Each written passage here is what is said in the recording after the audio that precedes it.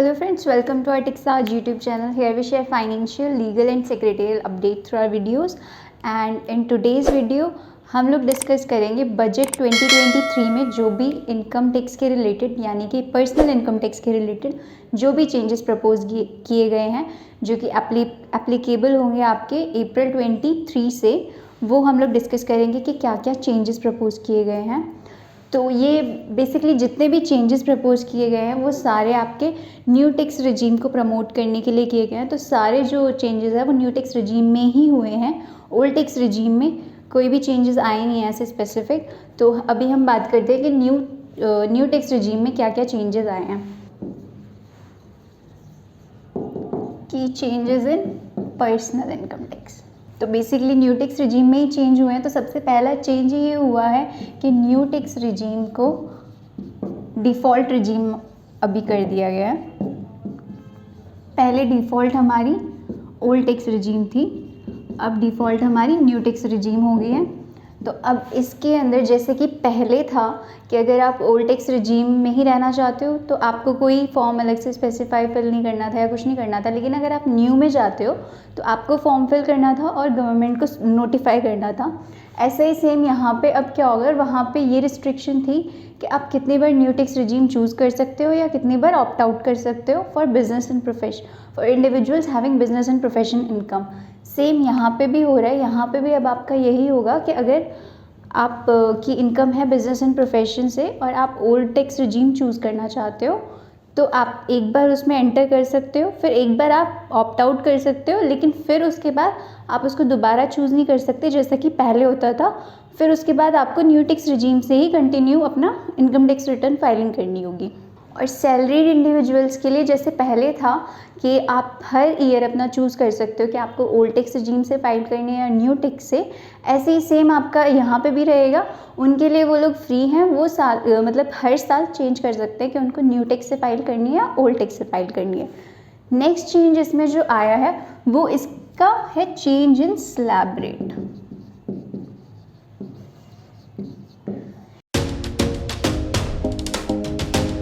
इसका slab rate में change कर दिया गया है न्यू टैक्स रिजीम का। ओल्ड टैक्स रिजीम अभी भी सेम है जो कि स्लैब रेट था। तो यहाँ पे अभी क्या किया गया, जैसे पहले हमारा था 0 से 2.5 लाख तक हमारा नील टैक्स था, अब इस लिमिट को एक्सीड बढ़ा के 3 लाख कर दिया है। और पहले हमारा जो था वो 2.5 लाख के स्लैब रेट्स होते थे कि 0 से 2.5, 2.5 से 5, 5 से 7.5 ऐसे स्लैब रेट्स थे। तो यानी कि अब ये सारे 3 के मल्टीपल में हमारे स्लैब रेट्स हो गए 0 to 3, 3 to 6, 6 to 9, 9 to 12, 12 to 15 और अबव 15। फिर आपकी रेट्स जो है यहाँ पे 5% रहेगी, यहाँ पे आपकी 10%, 9 to 12 में आपकी 15% हो जाएगी, 12 to 15 में आपकी ये 20% हो जाएगी। और पहले जो था 25% की भी आपकी स्लैब रेट थी, लेकिन अभी स्लैब रेट आपकी कम हो गई है तो अब अबव 13 आपका सीधा 30% हो जाएगा। तो ये है जो अभी नई स्लैब रेट्स आई है न्यू टैक्स रिजीम में। तो ये था फर्स्ट चेंज, ये सेकंड चेंज। उसके बाद थर्ड चेंज आपका आया है स्टैंडर्ड डिडक्शन का।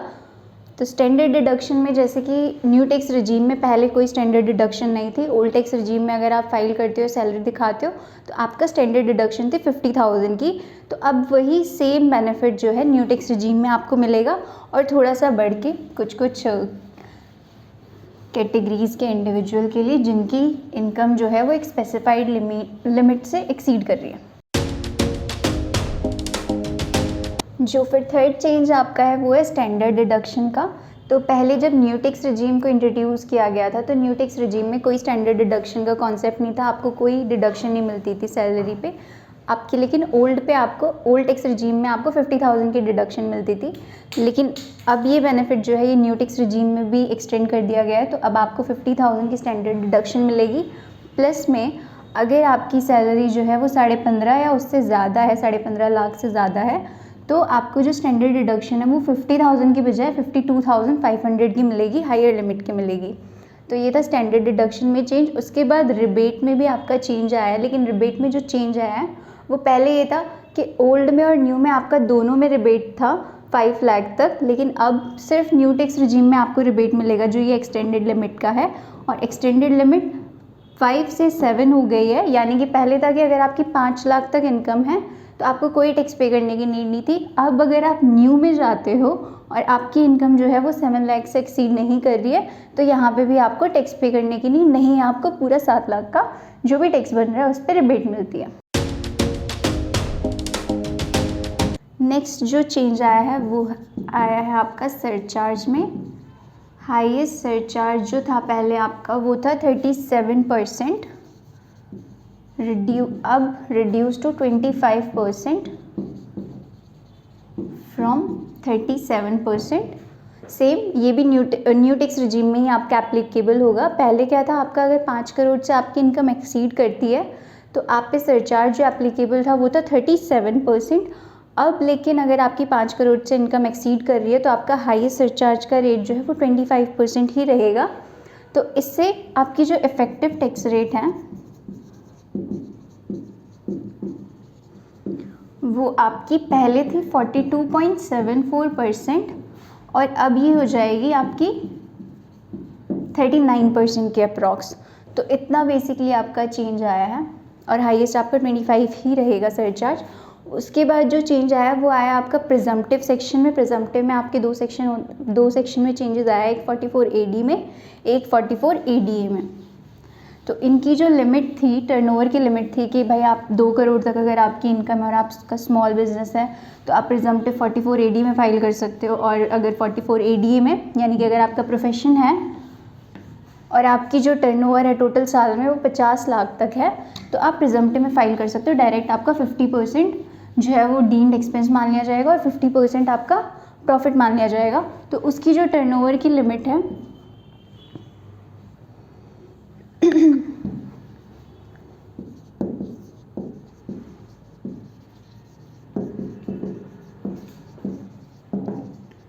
उसकी जो टर्नओवर की लिमिट है वो आपकी इंक्रीज़ हो गई है यहाँ पे 44AD एंड 44ADA। यहाँ पे मैं कंपेयर करने के लिए प्रीवियसली और करेंटली जो चेंजेस प्रपोज हुए हैं वो अलग से लिख देती हूँ। तो 44AD में पहले आपकी लिमिट थी 2 करोड़ तक अगर आपकी साल में टर्नओवर है, और अब ये लिमिट बढ़ा के कर दी है 3 करोड़।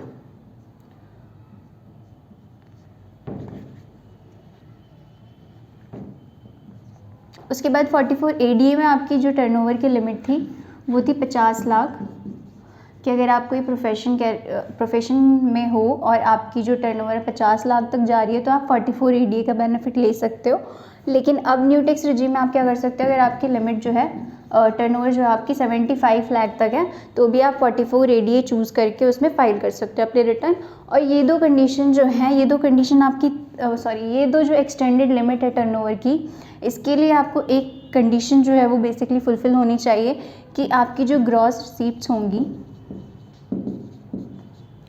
उसका 95% ऑनलाइन मोड के थ्रू रिसीव हो, यानी कि बैंक या अदर जो भी ऑनलाइन मोड होंगे उसी के थ्रू अगर आपकी 95% रिसीप्ट्स आ रही है, कैश में नहीं आ रही है, तो आप ये एक्सटेंडेड लिमिट में अपना 44AD या 44ADA में अपना फ़ाइल कर सकते हो रिटर्न और इसका बेनिफिट ले सकते हो।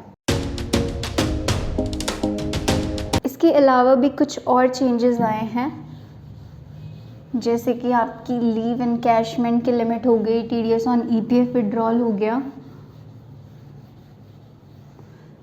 तो पहले हम TDS ऑन EPF विड्रॉल की बात करते हैं। अगर आपका पहले आप PF विड्रॉ करते थे तो आप पे जो TDS एप्लीकेबल था, TDS की रेट वो थी 30%।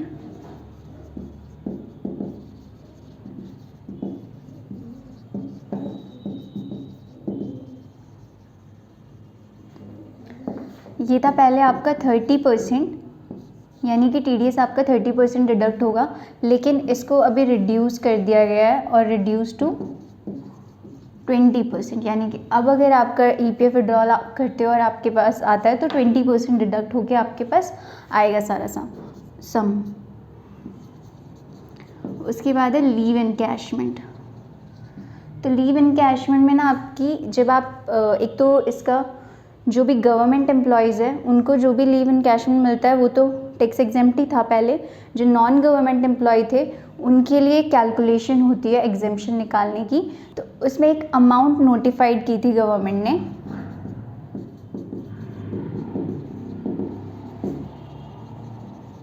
जो कि थी 3 लाख, और इसके बाद होता था आपका एवरेज ऑफ 10 मंथ सैलरी और unutilised leave into salary per day, और पर ईयर में आप 30 डेज़ ही काउंट कर सकते हो, उससे ज़्यादा नहीं आप अनयूटिलाइज लीव ले सकते। तो उसमें से जो भी आपका लीस्ट होता था उसकी आपको एग्जेम्पशन मिलती थी, बाकी जितना भी लीव एनकैशमेंट मिला है वो सारा आपका टैक्सेबल होता था। तो ये जो नोटिफाइड अमाउंट था इसको बढ़ा के अभी गवर्नमेंट ने कर दिया है 25 लाख। तो यानी कि मैक्सिमम पहले था कि आप लीव एनकैशमेंट का 3 लाख का एग्जेम्पशन ले सकते थे, अब लेकिन आप उसको 25 लाख तक एक्सटेंड कर सकते हो, यानी 25 लाख मैक्सिमम है जितना आप लीव एनकैशमेंट में एग्जेम्पशन क्लेम कर सकते हो अभी। तो अभी आपका लास्ट चेंजेस जो है इनकम टैक्स का, इंडिविजुअल इनकम टैक्स में सारे चेंजेस हम कवर कर चुके हैं, सिर्फ ये लास्ट रहता है, ये आपका है capital gain tax exemption under 54 and 54F।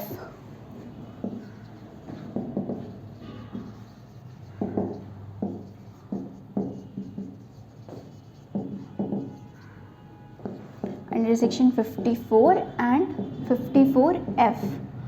तो 54 और 54F में क्या होता है, 54 में ये है कि अगर आपने कोई भी रेजिडेंशियल हाउस प्रॉपर्टी बेची है और उससे आपको प्रॉफिट हुआ है, लेकिन आपने उसी साल में उसको, या फिर जो लिमिट स्पेसिफाइड है पिछले 1 साल में या नेक्स्ट 2 ईयर्स में ऐसा कुछ स्पेसिफाई है, उसमें आपने उसको दोबारा री इन्वेस्ट कर दिया है दूसरी रेजिडेंशियल हाउस प्रॉपर्टी में, तो उसका आपको एग्जेम्पशन मिलता था। और 54F में ये होता था, जैसे यहाँ पे था कि रेजिडेंशियल हाउस प्रॉपर्टी बेच के आपको प्रॉफिट हुआ है, यहाँ पे था कि और किसी भी कैपिटल एसेट पे other than residential house property अगर आपको प्रॉफिट हुआ है तो उसका भी आप क्लेम कर सकते थे अगर आपने उसको दोबारा री इन्वेस्ट किया है रेजिडेंशियल हाउस प्रॉपर्टी में। तो पहले क्या था, यहाँ पे कोई थ्रेशोल्ड लिमिट जो है वो डिफाइन नहीं थी, मतलब यहाँ पे ये कोई मैक्सिमम लिमिट नहीं थी कि आप 1 करोड़ तक ले सकते हो एग्जेम्पशन, 2 करोड़ तक ले सकते हो, तो यहाँ पे कोई थ्रेशोल्ड लिमिट डिफाइन नहीं थी। तो अभी ये थ्रेशोल्ड लिमिट आपके डिफाइन हो गई है, तो अगर आपका यहाँ पे प्रॉफिट है तो आप मैक्सिमम अभी 10 करोड़ तक ही एग्जेम्पशन जो है वो क्लेम कर सकते हो अगर आप री इन्वेस्ट कर रहे हो हाउस प्रॉपर्टी में। ये जितने भी मोस्टली प्रोविजंस है इनका मैंने साथ साथ बता दिया है कि ये टैक्स न्यू टैक्स पे एप्लीकेबल है या ओल्ड टैक्स पे है, बट इनमें से मोस्ट ऑफ द जो चेंजेस है वो सारे न्यू टैक्स रिजीम पे ही एप्लीकेबल है, और इसके अलावा कोई चेंजेस अगर आए नहीं है, if I have missed anything, please tell us in the comment box, and I hope you have liked the video. So please like, share and comment on the video, and do subscribe our channel for such videos. Thank you.